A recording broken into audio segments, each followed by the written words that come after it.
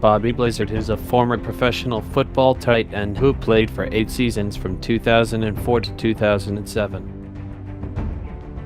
Blizzard was born on March 22, 1980 in Hampton, Virginia. In college, Blizzard played for the Kentucky Wildcats in Lexington, Kentucky, and the University of North Carolina in Chapel Hill, North Carolina.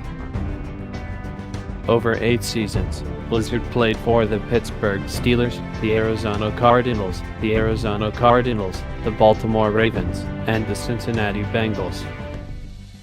His first team was the Pittsburgh Steelers in 2004. His second team was the Arizona Cardinals in 2004. His third team was the Arizona Cardinals in 2005. His fourth team was the Baltimore Ravens from 2005 to 2006.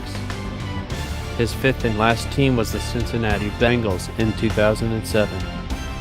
Here are some highlights from his 1 year with the Cincinnati Bengals. In 2007, he was named All-NFL Europe